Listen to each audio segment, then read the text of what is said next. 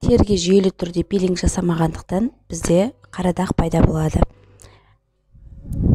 Ең бірінші тізе мен шынтақты ағартуда бізге лимон көмектеседі. Осы лимонды екіге бөліп, қабығымен немесе шырынымен жақсылап қара жерге жағасыздар. Бұл бірінші тәсіл. Ал екінші бұл скраб, лимон мен содадан жасалатын. Сода мен лимонды араластырамыз.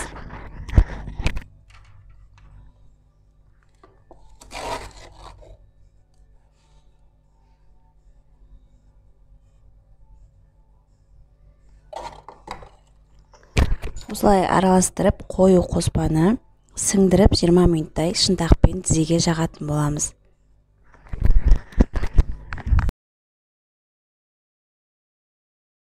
Бізде скрабтың тағы бір түрі қаймақ пен тұзды араластырамыз. Осындай 3 шай қасық қаймақ алдым. Қаймақ бұл яғни сметан. 2 шай қасық тұз араластырамын.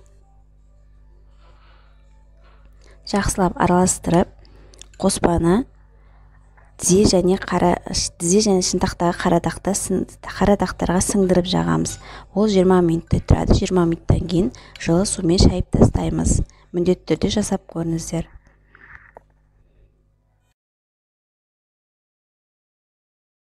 Келесі картоптан маска жасаймыз. Яғни картопты терканың ең майда жағына өткізіп аласыздар.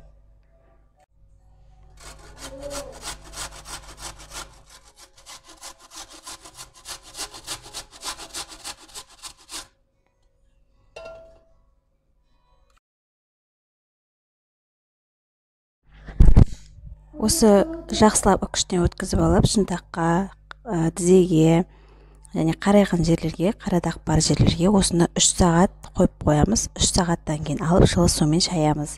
Бұл да жақсы результат беретін болады. Яғни булау деген бар. Аптасына 1 рет булау жасаймыз. Яғни жылы суға сода мен душқа арналған гельді саламыз да шынтақты булауға ұстаймыз. Булауға салмас бұрын шынтақта алдымен крем жағып аламыз.